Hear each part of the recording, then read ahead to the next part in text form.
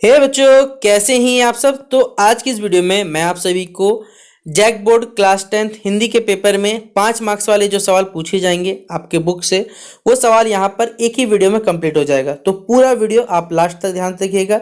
इससे पहले देखिए, हमने आपसे बच्चों के लिए 2 मार्क्स और 3 मार्क्स वाले सवाल जो पेपर में पूछे जाते हैं वो आपको हमारे चैनल पर कवर करा दिए हैं। अगर आपने उन 2 वीडियोस को नहीं देखा तो जल्द से जल्द जाइए उन वीडियोस को देख डालिए। और इसके बाद हमारे चैनल पर आपको निबंध के, पत्र के और ग्रामर वाले यानी जो व्याकरण वाले सवाल पेपर में पूछे जाते हैं, चाहे वो आपका समास हो, वो सारे का सारा कवर कर दिया जाएगा।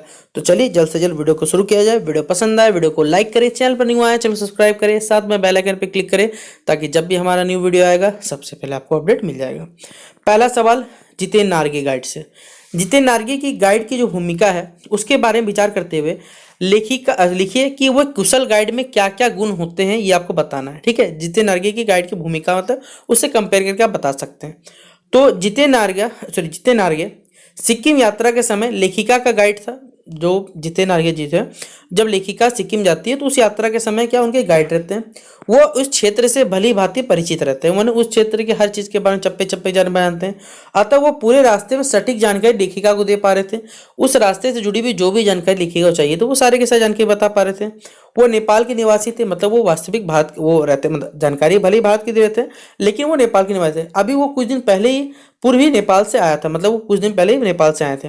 उसे नेपाल और सिक्किम की पूरी जानकारी थी, क्योंकि देखिए नेपाल और सिक्किम की उनकी पूरी जानकारी मिली हुई थी।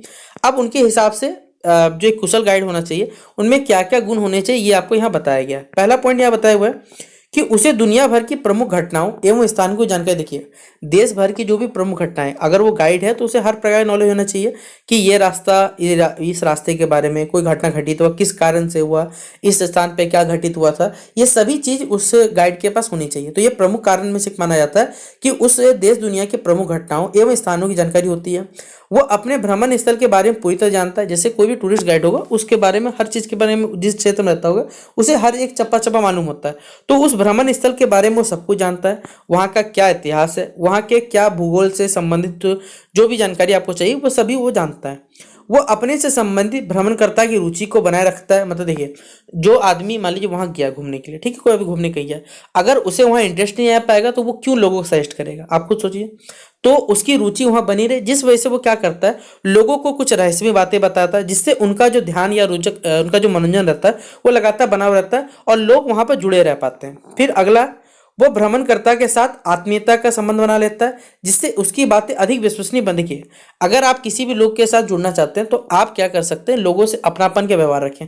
अगर आप अपनापन का व्यवहार रखिएगा तो लोग आपसे जल्दी जुड़ पाते हैं। उसके बाद आप उन्हें कुछ भी अगर बताइएगा तो वो उन्हें विश्वास नहीं लगता, मतलब वो आपकी बातों पे बिना सोचे समझे उन पे बातों पर भरोसा कर सकते हैं। गाइड की जो वाणी होती है, मतलब देखिए उनके बोलने का जो तरीका होता है वो प्रभावशाली होना चाहिए। अगर वो प्रभावशाली नहीं रहा तो लोग उसकी बातों पर यकीन नहीं करेंगे। वो अच्छे, मतलब बातों को इस प्रकार बोलना चाहता है, मतलब जैसे आप देखते हो कोई एंकर होता है, वो एंकर क्या करता है, पहले प्रैक्टिस करता है कि भाई हमें किस प्रकार सामने बोलना है। उसी प्रकार गाइड क्या करता है, गाइड को प्रभावशाली, मतलब उसकी जो आवाज होनी चाहिए वो थोड़ा प्रभावशाली होना चाहिए। उन लोगों को अपनी बातों से आकर्षित करने वाला, या बच्चों कह सकते हैं जो मनोरंजक बातें, वो इस प्रकार बोलने वाला चाहिए। तो आपको समझ में आ गया। अगर पेपर में सवाल पूछा जाए कि जितेन नारगे जी जो है वो पहले कहाँ के, सिक्किम यात्रा के समय लिखे गाइड रहते हैं, वास्तविक निवासी कहाँ पर, नेपाल के वो निवासी रहते हैं। उनकी गाइड के रूप में क्या क्या कुशल गुण होने चाहिए ये आपको बता दिया। तो 5 नंबर ये सवाल पूछा जाएगा तो आपको इस प्रकार बना के लिखना पड़ेगा। ठीक है, अगला सवाल है हमारे पास है, पाठ में आए किन प्रसंगों के आधार पर आप कह सकते हैं कि बिस्मिल्लाह खान मिली जुली संस्कृति के प्रतीक थे। देखिए, हमने आपको ये सवाल पहले भी करवाया था। ये सवाल थोड़ा सा हम आपको बड़ा करके बता रहे हैं कि बिस्मिल्लाह खान जो क्या करते थे, हिंदू मुस्लिम एकता पे वो पर्याय थे कि उनके हिसाब से कोई धर्म यहाँ पर नहीं है बड़ा, सभी धर्म समान है, सभी धर्मों को यहाँ पर सम्मान मिलना चाहिए। तो वो मिली जुली संस्कृति के प्रतीक माने जाते थे। वो काशी में एक मंदिर है हमारे पास, संकट मोचन मंदिर, वहाँ पर हनुमान जयंती होती थी। तो उस हनुमान जयंती के शुभ अवसर पर वो आयोजित जो संगीत सभा होती थी उसमें शहनाई में शामिल होते थे। वहीं पर बालाजी के मंदिर में जो नौबत खाने में शहनाई बजती थी, उसका जो रिवाज, मतलब इसे रियाज मतलब प्रैक्टिस होता है, उसका प्रैक्टिस वो नियमित रूप से वहीं पर करते थे। इसके बाद उन्होंने जीवन भर जो विश्वनाथ मंदिर है उन्हें शहनाई बजाते रहे। इसी प्रकार जब मुहर्रम होता था तो मुहर्रम के अवसर पर जो 8वीं तिथि होती थी वहां पर शहनाई बजाने के लिए खड़े होकर वो शहनाई बजाते थे। वे दोनों में कोई अंतर नहीं समझते थे, इसलिए वे एक शांति के, या कहा जाए वो मिली जुली संस्कृति के प्रतीक थे। अगला, कृष्ण के प्रति अपने अनन्य प्रेम को गोपियों ने किस प्रकार अभिव्यक्त किया ये बताना है। ये सवाल भी आता है, पेपर 5 नंबर पूछा जाता है आपसे कि श्री कृष्ण के प्रति जो गोपियां हैं वो अपने प्रेम को किस प्रकार प्रकट करी ये बताना है। और ये सवाल हमने आपको बताया हुआ था कि पहले कुछ पॉइंट के साथ बताए हुए थे कि वे स्वयं को क्या करती है, कृष्ण रूपी गुड़ पर लिपटी हुई चींटियां कहती है। वह स्वयं को किससे तुलना करती है, जैसे गुड़ पे चींटियां लिपटी होती है उसी प्रकार वो कृष्ण के प्रेम से इस प्रकार लिपटी हुई है जैसे गुड़ पे लगी हुई चींटियां होती है। उन्होंने कंपेरिजन करना बताया गया। एक पक्षी आता है जिसका नाम होता है हारिल पक्षी। वो क्या करता है, अपने पैर में एक लकड़ी क्या करता है, मजबूती से दृढ़ता से पकड़े हुए रहता है।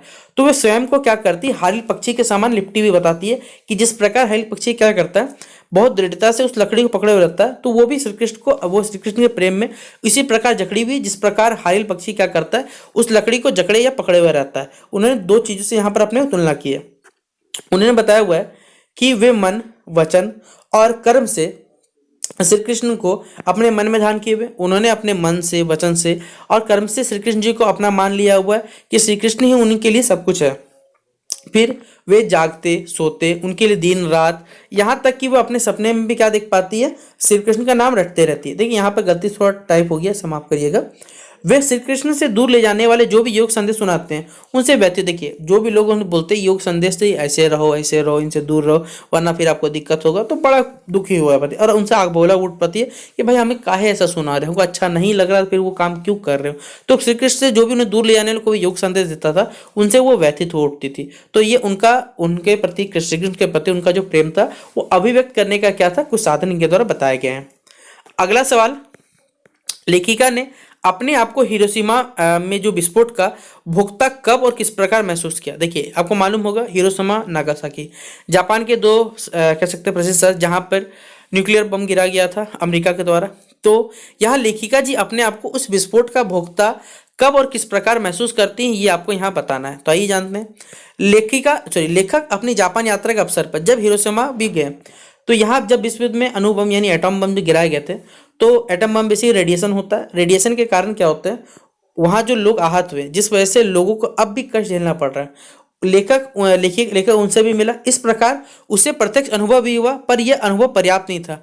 अनुभूति होनी आवश्यक थी, वह गहरी चीज है। यह अनुभूति भी होती है जो संवेदना और कल्पना के साथ उस सत्य को आत्मसात कर सकती है जो लेखिका के साथ वास्तव में घटित। देखिए क्या है, मैं आपको अपने भाषा में समझाता हूँ। देखिए कोई भी घटना घटित हुई, आपने अखबार में सुना, टीवी में देखा, एक बात अलग हुआ। अगर आप उस जगह पे स्वयं जाते हैं और उस जगह पर जाके लोगों से बात करते हैं, लोगों के साथ रहते हैं, तो वो सारी की सारी घटनाएं लगती है कि आपके साथ भी बीती है। आपको लगता है कि आप उन चेतनाओं के साथ, उन कल्पनाओं के साथ अपने आप को खुद को जोड़ पाते हैं। आप उन सभी चीज़ों के साथ खुद को आत्मसात कर पाते हैं, जोड़ने की कल्पना कर पाते हैं कि हाँ इस प्रकार ऐसा हुआ है, और खुद को उस दर्द में आप महसूस भी करते हो। सेम कहानी देखिए लेखिका जी के साथ भी हुई। लेखिका माफ करिए, लेखक के साथ। लेखक ने एक दिन क्या किया, हिरोशिमा में एक जले हुए पत्थर पर लंबी उछली छाया को देखा। देखिए जब लेखक क्या किया, हिरोशिमा क्या होता है, एक जला हुआ पत्थर था, ठीक है, उस पर लंबी उछली छाया को देखा। विस्फोट के समय पक्का यहाँ पर कोई ना कोई रहा होगा, खत्म हो गया।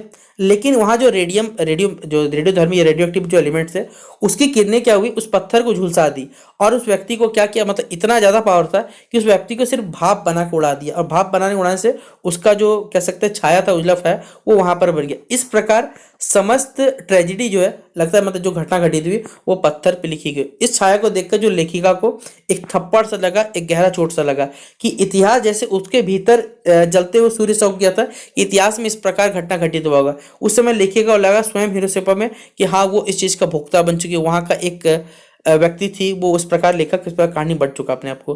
तो इस प्रकार लेखक जो है अपने आप को उस चीज़ से जोड़ पाता है। अगला वो कौन सी घटना थी जिसमें, देखिए यह सवाल में मैंने बताया था कि वो कौन सा घटना था जिसके कारण लेखिका ने अपनी आंखों पर विश्वास न हुआ और ना ही अपने कानों पर उसके ऐसा हो सकता जीवन में। तो एक वो होता क्या, मैं बताता हूँ। लेखिका क्या करती है, कॉलेजों में हड़ताल करवाने में सबसे आगे रहती है। कॉलेज के जो प्रिंसिपल जी है, ठीक है, वो क्या करते हैं, उनके पिताजी पत्र लिखते हैं, बोलते हैं कि आइए जरा सा आपकी बेटी के बारे में तारीफ करना है और कुछ कदम उठाने हैं, मतलब उनकी बेटी बहुत अच्छा कार्य कर रही है उसके बारे में बताना है। तो ये सुनती है तो लेखिका डर जाती है और अपने जो मित्र है उसके घर में छिप जाती है कि मैटर थोड़ा शांत होने दो भाई, उसके बाद जाएंगे घर जाके, गाली तो पड़ेगा, थोड़ा बाद में सुनेंगे। अब पत्र आया होता है, पिताजी जाते हैं कॉलेज जाके देखते हैं कि प्रिंसिपल साहब ने बुलाया। लेकिन जब लेखिका मतलब बेसिकली वो बोलते हैं कि आपकी जो बेटी है, आपकी बेटी के इशारे पे जो पूरा कॉलेज है, कॉलेज की जो अन्य लड़कियां हैं, वो मैदान में जमकर क्या हो नारे लगाने लगती है। यह सुनकर पिताजी को उनको बेटी पर गर्व हुआ कि प्रिंसिपल क्या प्रिंसिपल के साथ में बोल के ये तो पूरे देश की पुकार है, हम क्या कर सकते, तो कोई नहीं रोक सकता।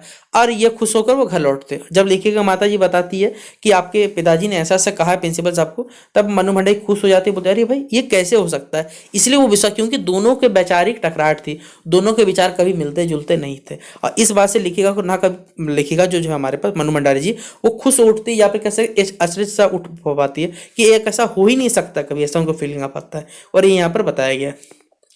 अगला सवाल है, बिस्मिल्लाह खान कला के अनन्य उपासक थे, ये बताना है। क्या इसके पीछे कारण है, ये भी आपको बताना है, ठीक है।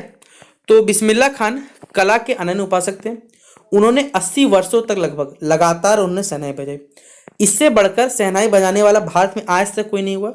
फिर भी वो अंत तक खुदा से, मतलब उन्होंने जीवन अपने कुछ नहीं मांगा, बस अच्छे स्वर, मतलब जो सच्चा सुर होता है उसकी वो मांग करते रहे। उन्हें अंत तक लगा रहता था कि शायद अब भी खुदा उन्हें को अच्छा सुर देगा, मतलब उनको ऐसा लगता था कि अच्छा सुर उन्हें अब प्राप्त होगा, जिसे पाकर जो श्रोता, मतलब जो भी लोग उनके शहनाई सुनते थे, उनके आंखों में वो आंसू ला देंगे। उन्होंने अपने आप को कभी पूर्ण नहीं मांगा। वे अपने पर झलाते भी थे, क्योंकि उन्हें अब तक की शहनाई को सही ढंग से बजा नहीं, उनके हिसाब से उन्हें लगता था कि वो अभी भी शहनाई को सही ढंग से बजा नहीं पा रहे। इससे पता चलता था कि वो सच्चे कला के उपासक थे। वे 2-4 राग गाकर उत्साह नहीं हो चुके, उन्हें जीवन भर अभ्यास साधना, देखिए वो जीवन भर प्रैक्टिस भी करते रहे कि हाँ अगर हमें सीखना है तो हमें जीवन भर से प्रयास करता है, तभी हम अच्छे से अच्छे कह सकते हैं यहाँ पर शहनाई के अभ्यास से सीख सकते हैं। तो इसलिए वो जीवन भर प्रयास करते रहे, इसलिए वो क्या है, सच्चे कला के उपासक भी थे। अगला, माता का आंचल। पाठ में माता पिता का बच्चे के प्रति जो वात्सल्य, यानी जो कैसे प्रेम जो व्यक्त हुआ है, उसे अपने शब्दों में क्या करना, प्रकट करना है। तो आइए चलिए बताते हैं। यहाँ पिता के संदर्भ से देखा जाए तो पिता क्या करते हैं, बच्चे को अपने पास सुलाते हैं, उसे नहलाते हैं, धुलाते हैं तथा अपना पूजा पर बैठाते हैं। वे बच्चे को प्यार से भोलानाथ कहकर पुकारते हैं। वे रास्ते में झुके हुए पेड़ों की डाली पर बिठाकर उसे झूला भी झुलाते हैं। कभी कभी वे क्या करते हैं, बच्चे के साथ कुश्ती लड़कर उसका उत्साह बढ़ाते हैं कि हाँ भाई आज और दंगल दंगल करते हैं। बच्चे को चूमते हैं, खट्टा मीठा चुम्मा मांगते हैं। बच्चों द्वारा मूछें नोचने पर हंसते रहते हैं। पिता बच्चे को अपने हाथ से भात भी खिलाते हैं। अब माता जी का बताया जा रहा है, आइए जानते हैं। माता क्या करती है, बच्चे को भरपेट खाना खिलाना चाहती है। वो थाली में दही भात मिलाती है और अलग अलग तोता, मैना, कबूतर, हंस, मोर आदि बनावटी नामों से कोर मतलब होता निवाला बनाती, ठीक है। और बच्चे को क्या खिलाती है, जिससे खाने में उसकी जो रुचि ताकि बनी रहे कि भैया लीजिए मैना का हिस्सा कौन खाएगा, मेरा बेटा खाएगा, इस प्रकार पर खिलाती है। माता जो है वो बच्चे को अपने ढंग से सजाती संवारती है, मतलब बच्चे को सजाती है अपने हिसाब से। पाठ के अंत में जब बच्चा घायल अवस्था में घर लौटता है, तब माँ का जो वात्सल्य वो चरम सीमा प्रकट होती है। जब बेटा घायल हो जाता है तो माँ बहुत ज़्यादा दुखित हो पड़ती है। वो बच्चे को अपने आंचल में छिपाकर सुरक्षा प्रदान करती है। वो उसे अंग भर दबाती है, चूमती है। फिर वो बच्चे के घाव पर पीसा वो जो हल्दी लगाती है और बच्चे की दशा देखकर रोने लगती है और लाड़ से उसे क्या कर लगा लेती है। और ये आपने अपने घर के जीवन में ये चीज़ महसूस भी किया होगा, ठीक है। ये आपके साथ भी जीवन कभी घटना घटित हुई होगी।